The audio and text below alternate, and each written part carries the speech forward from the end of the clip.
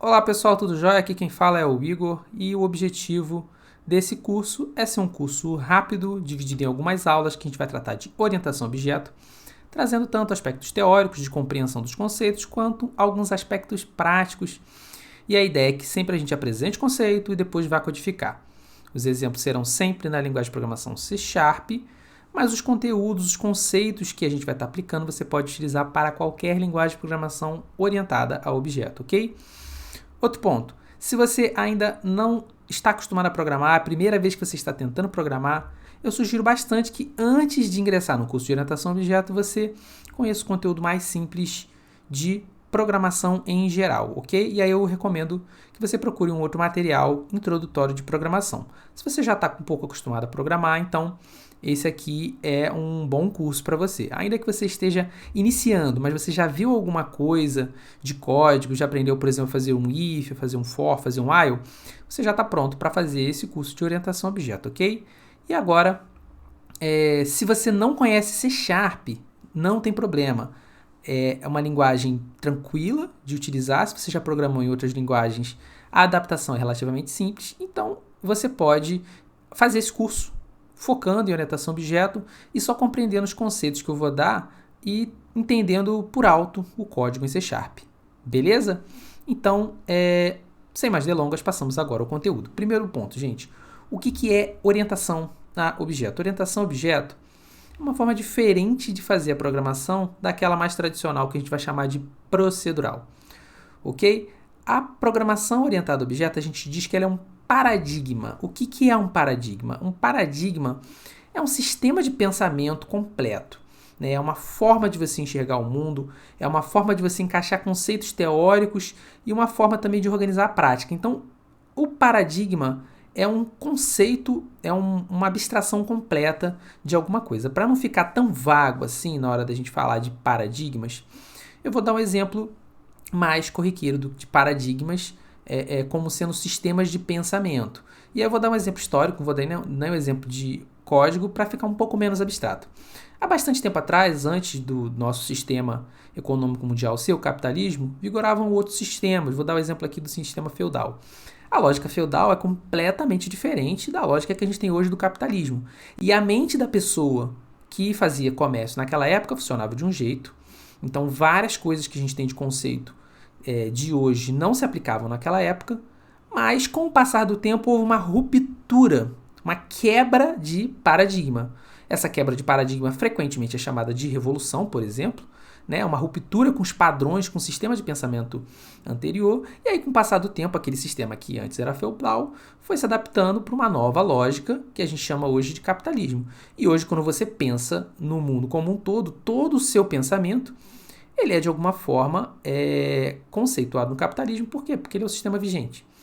Tá? Então, essa é uma diferença do que são dois paradigmas, são sistemas de pensamento. É aquilo que orienta a própria lógica da pessoa que está raciocinando a respeito daquele assunto. E quando a gente está falando de programação, a programação a mais clássica é a programação que a gente chama de procedural. As coisas são feitas meio que uma após a outra, e a gente tem aquele esquema de ter desvios condicionais, que são os ifs, a gente tem os laços, né, os loops, que é, por exemplo, for ou while, e essa programação é uma programação que a gente chama de imperativa. Quando você dá um comando, você diz exatamente qual é a instrução que a máquina vai executar. Tá? Então, é muito, essa linha faz isso, aquela próxima linha faz isso, é muito uma coisa depois da outra bem estruturada, bem procedural.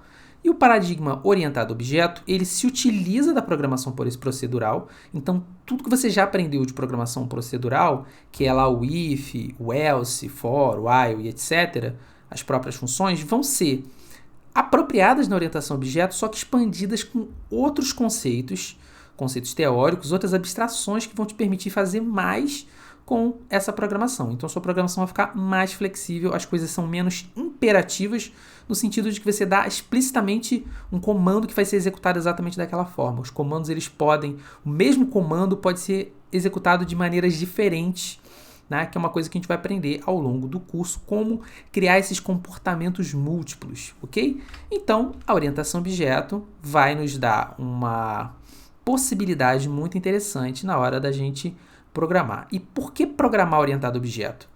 Porque dar manutenção num código muito grande que seja procedural é uma tarefa que pode se tornar bastante complicada, principalmente se o sistema cresce muito. Se tem muita gente trabalhando, se tem muita gente codificando, se aquele sistema é desenvolvido ao longo de muitos anos, por exemplo, a tendência é aquele código se deteriorar, como se fosse um equipamento que, após sofrer várias manutenções, já não está em perfeito estado de funcionamento, e por ter vários remendos, é difícil de você fazer um novo remendo ou fazer uma modificação.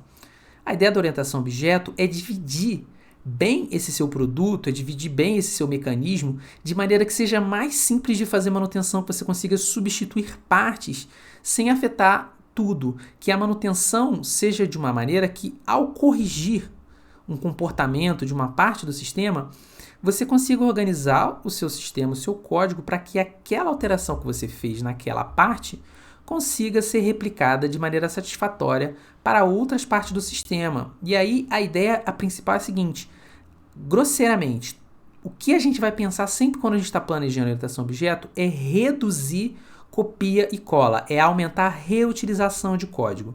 Se você tem um trecho de código que é uma lógica que é similar a várias partes do sistema, e você pega esse trecho de código, você copia ele e cola em outra parte, sempre que você for alterar o comportamento dessa parte do seu sistema, você vai ter que ir em todas as outras partes que tem um comportamento similar e você vai ter que refazer essa modificação em todos os lugares.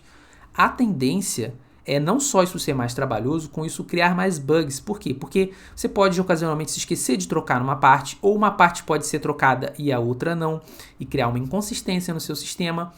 Ao passo que, se você concentra essa lógica num ponto só e você faz a manutenção, altera essa partezinha do código e isso se replica para todo o seu sistema ou para quase todo o seu sistema, a sua mão de obra de manutenção do seu sistema reduz bastante, tá? E é curioso porque a gente sempre pensa no software tendo muito trabalho para criar, mas é muito fácil de você esquecer que depois do software pronto, a tendência é você gastar muita mão de obra para manter aquele software funcionando. Por quê? Porque ele vai operar 5, 10, 15, 20 anos, 50, dependendo do sistema, e as tecnologias vão mudando, as demandas vão mudando, a legislação vai mudando, tudo vai mudando, o mundo inteiro muda. E o seu sistema, ele vai precisar mudar também para se manter em operação.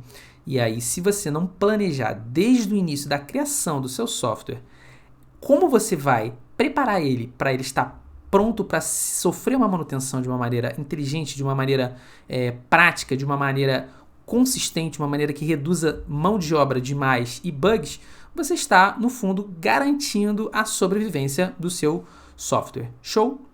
Então, agora, sem mais delongas, passamos propriamente aos conceitos de orientação a objeto. Tá? Primeiro conceito de orientação a objeto é o conceito de classe. O que é uma classe? Uma classe é como se fosse uma caixinha que você cria dentro deles como se fossem atributos que são, por exemplo, valores do tipo string ou um inteiro. E aí essa classe ela vai definir um tipo personalizado no seu código. Assim como você tem a string e o int, e você tem, por exemplo, o double, eu vou criar um tipo personalizado de variável, tá? Vou chamar de variável por enquanto, não é bem a variável, que eu vou chamar, por exemplo, de produto.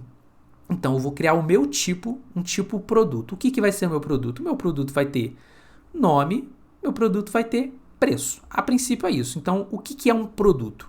Um produto é uma variável, né? Variável entre aspas aqui, vou explicar já por que entre aspas, que tem um nome e tem um preço. Esse nome é um valor de string, é um texto. E o valor, né, o preço é um double, é um ponto flutuante, é um valor real com vírgula. Então, sempre que eu declaro a minha variável do tipo produto, eu já sei que dentro dessa variável tem o nome e preço. Então, é o meu tipo personalizado que eu vou reutilizar ele e isso pode ser muito interessante depois. Isso é uma classe, é o tipo que eu crio, tá? É como se fosse um molde que eu vou poder preencher ali com valores diferentes. Então, eu tenho produtos diferentes, tá? Eu tenho uma roupa, eu tenho um carro, eu tenho um software que está sendo vendido. Todos eles são produtos, eles têm nomes diferentes e eles têm preços diferentes, mas todos eles têm um nome e têm um preço. Isso é a classe, é esse molde. Tudo aquilo que você faz a partir desse molde, todas as variáveis que você cria com esse seu molde, desse tipo de variável que você criou, a gente vai chamar de objeto. Então, daqui para frente, aquilo que antes a gente chamava de variável, se for no contexto de orientação objeto a partir de uma classe, não é mais uma variável, é um objeto. Tá? A gente vai deixar o termo variável para aqueles tipos fundamentais, por exemplo, um inteiro ou, por exemplo, um double ou um float, um caractere, um boolean. Esses tipos que a gente vai chamar de tipos primitivos, a gente pode continuar chamando eles de variáveis. Agora, dentro do contexto de orientação objeto, que é o objetivo desse curso, sempre que a gente criar esse valorzinho, ele vai ser um objeto, ok? Então, agora a gente vai passar para a codificação e a gente vai ver como que a gente pode efetivamente criar uma classe e criar objetos. Beleza? Então, vamos lá. Esse aqui é um projeto que a gente está começando do zero, ok? E aí, antes de mais nada, vou executar aqui esse iniciozinho de código com o Hello World, ok? O Hello World, só para a gente conferir se nosso ambiente está funcionando, ambiente funcionando, tudo executando, compilador funcionando, ok? Esse trechinho de código aqui que está em C#, por enquanto, eu vou me abster de explicar ele, porque a gente vai entrar nesse assunto quando a gente for falar de métodos estáticos, que é um assunto mais para frente. Por hora, a gente começa um projeto em C#, declarando uma classe principal, que vai ser program, principal, main ou qualquer coisa do tipo, e um método, que é esse carinha aqui, esse static void main string args, por enquanto deixa padronizado, é assim, depois a gente vai entender por quê. E aí aqui dentro desse trechinho, a gente vai ter o nosso código principal mais básico, ok? Eu vou criar uma classe agora, que vai ser a minha classe produto do exemplo que eu falei, ok? Então, eu vou criar uma nova classe, a minha classe vai se chamar produto, ok? Tá aqui a minha classe produto. O que é uma classe no C#? Como é que eu defino, como é que eu codifico a minha classe? Eu escrevo public class e o nome da minha classe, tá? Esse trechinho aqui, namespace, é o nome do meu projeto. É definindo esse namespace aqui que eu vou dizer que, por exemplo, a minha classe program consegue enxergar a minha classe produto, ok? Então, tudo que está dentro do mesmo namespace, dentro do mesmo espaço de nomes, pode se enxergar. Para eu poder criar os valores, as coisas que tem dentro do meu produto, que a gente vai chamar aqui de atributo, para eu criar os atributos do meu produto, eu escrevo aqui public, e aí eu digo o tipo desse valor. O meu valor aqui, eu vou colocar um como sendo string, que vai ser o nome, ok? Ponto e vírgula. E eu tenho um public double, que vai ser o preço, tá? O porquê desse public a gente vai ver depois, quando chegar na aula de encapsulamento. Por enquanto, vai definir uma classe, public class, vai definir os atributos da classe public, tipo do atributo, nome do atributo. Essa aqui é a minha classe produto, ok? E aí agora, como é que eu faço para criar um objeto? Essa aqui é a minha forma, produto, tem nome e preço. Eu vou lá na minha classe principal e agora eu vou criar um objeto. Lembra que eu falei que quando eu crio uma classe eu estou definindo um tipo de variável? Né? Eu estou definindo um tipo de objeto. O tipo não vai ser string, o tipo não vai ser double, o tipo não vai ser int. Qual vai ser meu tipo? O meu tipo é produto, ok? Então, produto aqui, eu vou chamar de produto 1, que é o nome do meu objeto. Aí eu boto igual new produto. O que é esse new? O new significa que eu estou criando um objeto do tipo produto. Então, o new produto, eu estou criando, eu estou instanciando um produto novo com o nome de produto 1, ok? Do tipo produto. Então, sempre que eu falar de instanciar um objeto, eu estou falando de fazer esse new aqui. O que é esse instanciar? É eu pegar esse tipo pré-definido e criar uma variável, um objeto. Para ser mais preciso, eu vou criar um objeto, que é como se fosse a minha variável, que eu vou poder preencher os valores, ok? Por quê? Porque a classe é o molde. Esse aqui é aquilo que eu criei a partir do molde. Então, o meu produto 1, ele tem, por exemplo, um nome, e para eu acessar esse atributo nome, eu boto o nome do meu objeto, ponto, nome do meu atributo, e aí eu faço a atribuição. Então, vou chamar aqui de camisa, ok? Camisa t-shirt. Então, esse é o meu produto 1, e ele tem também um preço, que é o outro atributo que a gente definiu. Esse preço é um double, e aí a gente vai botar aqui, sei lá, R$ 59,90. Esse é meu produto 1. Eu posso instanciar, eu posso criar um outro objeto também do tipo produto, que eu vou chamar de produto 2, ok? New produto, ok? Sempre usando o new, a gente está instanciando, a gente está criando um novo objeto. E aí, repara, eles são objetos diferentes do mesmo tipo, como se fossem variáveis diferentes do mesmo tipo. Esse produto 2 vai ser uma calça, ok? Uma calça jeans. Então, a minha calça jeans, que é o meu produto 2, ela vai ser, vai ter o próprio nome, que é essa string calça jeans, e vai ter um valor, que vai ser aqui R$ 89,90, que é o preço da minha calça jeans. Esse igualzinho, essa atribuição que eu estou fazendo aqui, eu estou pegando essa string, né, camisa t-shirt, guardando dentro do atributo nome do objeto produto 1.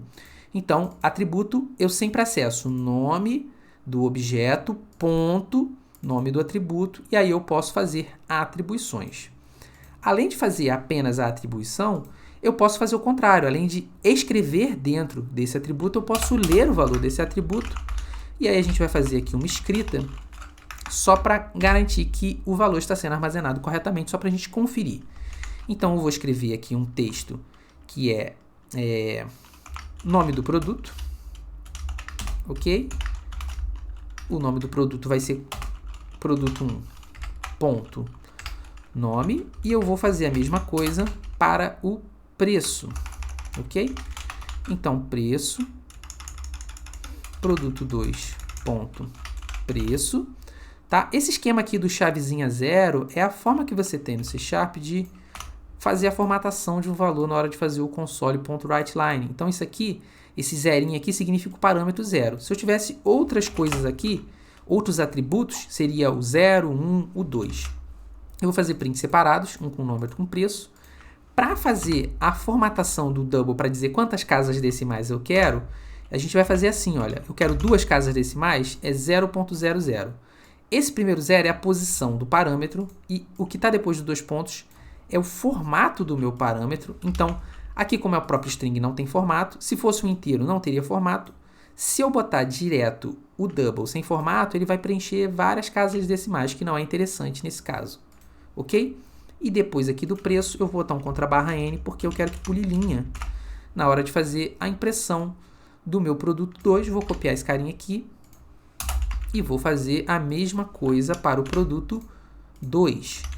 E aí agora a gente pode ver se os nossos produtos estão funcionando. Vamos ver se está tudo ok. Se eu não fiz nada de errado, beleza, está aqui embaixo.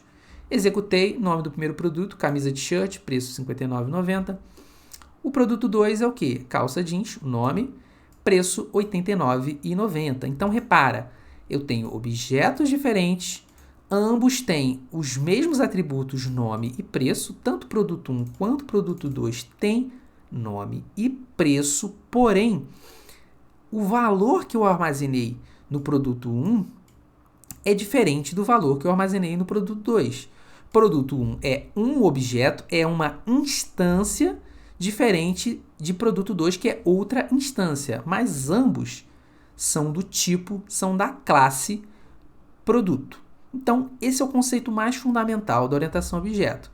A gente tem uma classe que define um tipo e a gente tem um objeto que armazena os valores diferentes daquele tipo.